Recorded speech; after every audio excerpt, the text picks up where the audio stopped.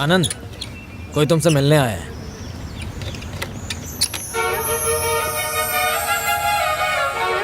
हाय। हाय। Garage भी बिल्कुल हरा भरा कर दिया है। नाइस। तुम यहाँ कैसे? स्कूटर में कोई प्रॉब्लम है? कुछ और प्रॉब्लम है। लोग कहते हैं कि जनता गराज वाला हर प्रॉब्लम सॉल्व करता है। मेरी भी एक प्रॉब्लम है, वो तभी सॉल्व होगी जब तुम मेरे साथ चलोगी। बोलो चलोगी? श्योर। 1 घंटे बाद रिव्यू मीटिंग है सर। मुझे लगा मैं ही ड्यूटी के लिए पागल हूँ, तुम भी मेरी तरह ही हो। हमारा काम ही ऐसा है। अभी वहाँ पॉलिटिकल प्रेशर बहुत ज्यादा था सर, इसलिए मेरा यहाँ ट्रांसफर कर दिया। हाँ, ये तो होता ही रहता चलो है। बेटा। मुझे लगा नैना कॉफी लेकर आएगी। उसे बुलाइए ना सर। हाँ, बुलाओ उसे। वो कहीं बाहर गई है, मैंने उसे फोन किया है, आती ही होगी। हमारे आने का उसको पता तो था ना, फिर भी वो इस वक्त बाहर चली गई।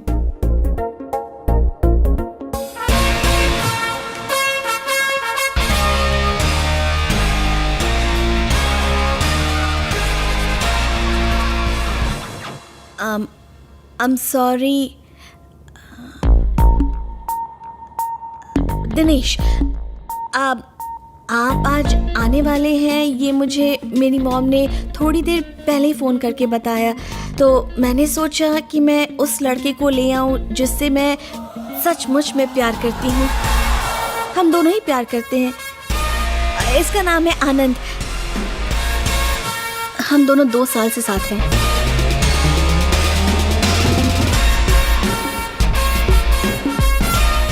ये सब कब हुआ?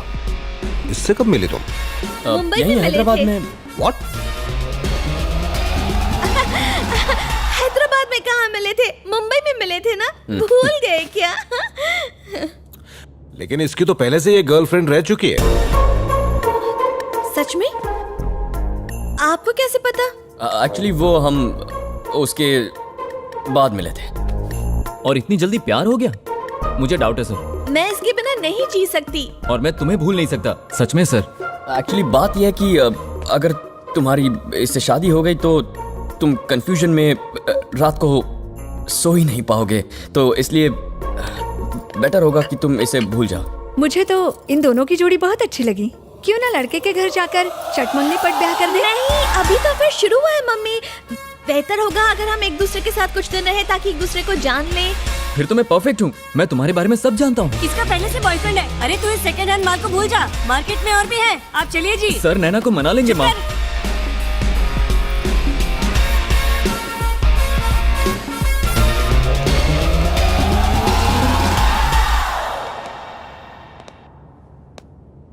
मुझे तुमसे बात करनी है।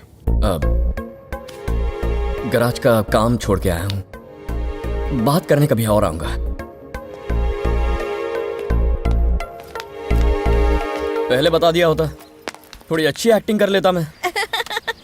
तुम चाहो तो ये मजाक असलियत भी बन सकता है।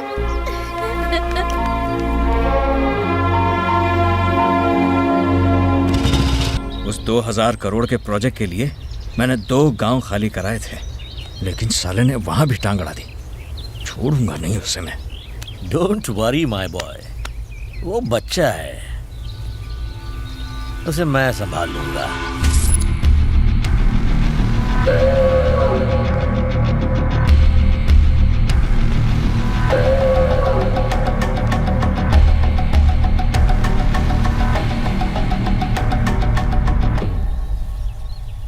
वक्त भागता नहीं मानो उड़ता है।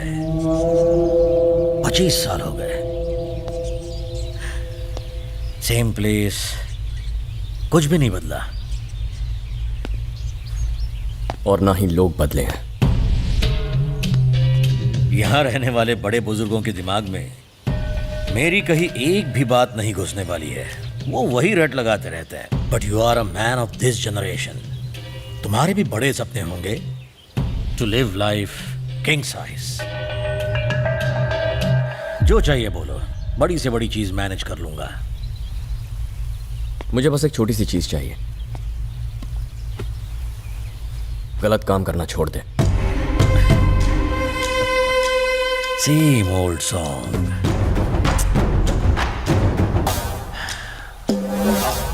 आई एम अ बिजनेसमैन, मेरे भी तो कुछ मकसद होते हैं। मैं भी कुछ हासिल करना चाहता हूँ, जिसके लिए आउट ऑफ द वे जाना पड़ता है। इससे कभी कभी कुछ लोगों को तकलीफ होती है।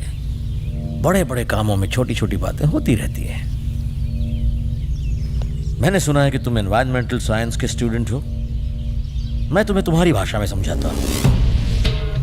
जंगल में एक शेर छोटे जानवरों को खाता है ताकि उसका वजूद और वर्चस्व बना रहे। That's nature. हम ये बदल नहीं सकते। मैं उस शेर की तरह हूं और मुझे जिंदा रहना है, तो मुझे छोटे छोटे जानवरों का शिकार करना पड़ेगा। राइट। शेर जिंदा रहने के लिए छोटे छोटे जानवरों को खाता है। That's nature. फर्क सिर्फ इतना है कि इस कहानी में शेर मैं हूं और शिकार हूं।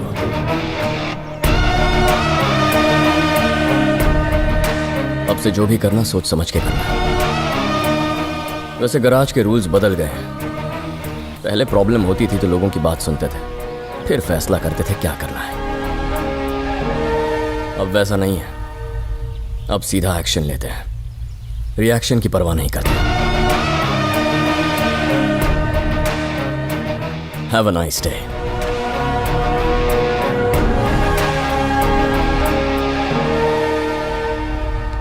Oh and one more thing. कुछ वक्त पहले मेरे बड़े पापा का एक्सीडेंट हुआ था। जिस गाड़ी से एक्सीडेंट हुआ उस गाड़ी का कोई माँ बाप नहीं है।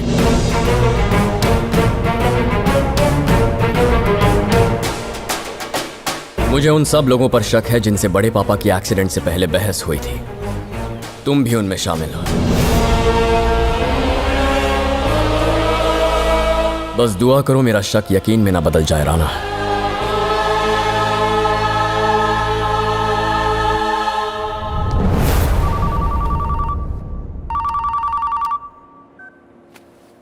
हाँ, थैंक यू सर। ये मुकेश जी।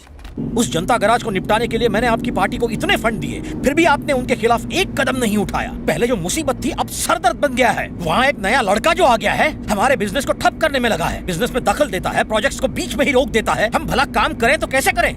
मैंने तो यहाँ तक सुना है कि वो सत्यम से भी ज्यादा डेंजरस है। आप उनसे ना उलझें, इसी में आपकी भलाई है। जरा ठंडे दिमाग से सोचिए। बिजनेस में छोटा मोटा घाटा हो जाए तो चलता है, पर अगर जान चली जाए तो?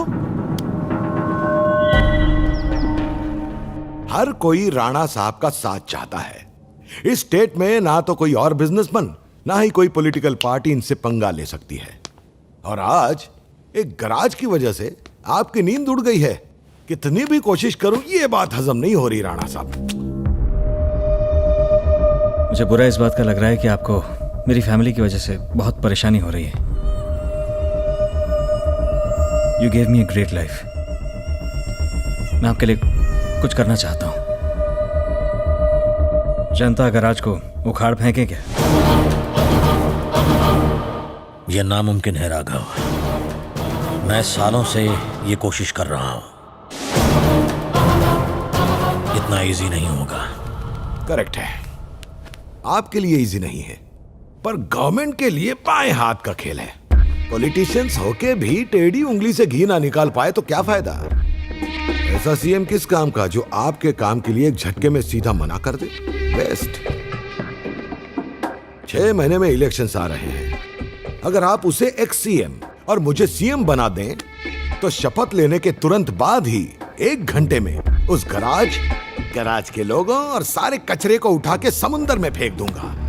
और ये कोई फेवर नहीं है। अरे भाई, आप है ही इतने खास आदमी।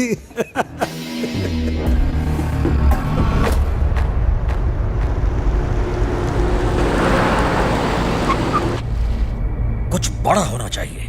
गवर्नमेंट लड़खड़ा के गिरनी चाहिए। कोई ऐसी घटना होनी चाहिए जिससे स्टेट हिल जाए। कुछ बड़ा और जल्दी ही करना है तो शहर में सीरियल ब्लास्ट क्यों नहीं करवाते? बहुत से लोगों की जान जाएगी। There will be a lot of chaos. Perfect. इस घटना के बाद गवर्नमेंट हिल जाएगी।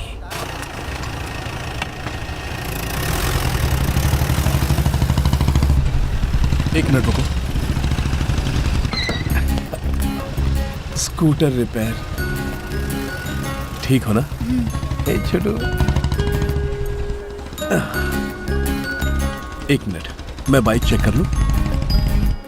उसकी शादी हो चुकी है, एक बेटा भी है और उसके हस्बैंड की अभी हाल ही में डेथ हुई है।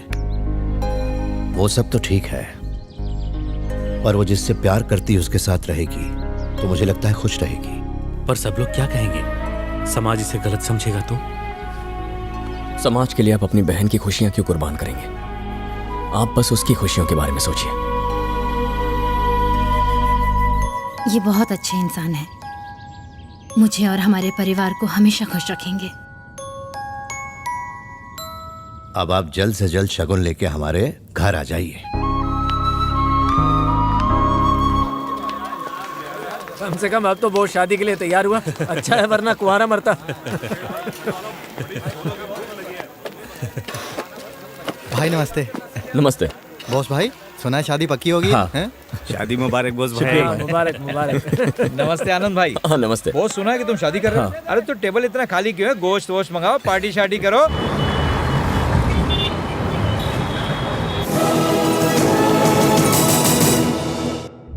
हैदराबाद में हुए सीरियल बॉम्ब ब्लास्ट में 64 लोग मारे गए और 200 से ज्यादा घायल हुए। पूरे शहर में रेड अलर्ट घोषित कर दिया गया है और बॉम्ब स्क्वाड शहर की तलाशी ले रहे हैं। पुलिस के अनुसार ये आतंकवादी हमला भी हो सकता है। सारे बेगुनाहों ने, भाइयों बहनों और बच्चों ने अपनी जान गंवा दी।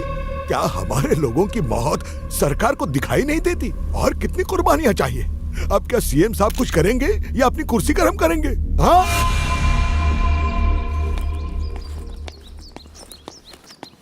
पहले नाश्ता कर लो, उसके बाद हम स्कूल जाएंगे। ओके, लाओ तुम्हारी टाई ठीक कर दो। बोस, मैं हूँ ना इसका ख्याल रखने के लिए। मैं आदि को स्कूल भेज दूंगी, तुम जाकर अपने गैराज का काम संभालो, फिक्र मत करो।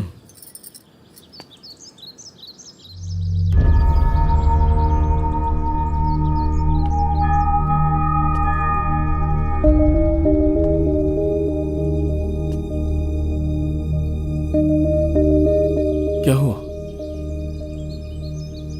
मैं ठीक हूं, ये है ना मेरे लिए, संभाल लूंगा। सतपाल, जल्दी कस्टमर आने वाले होंगे।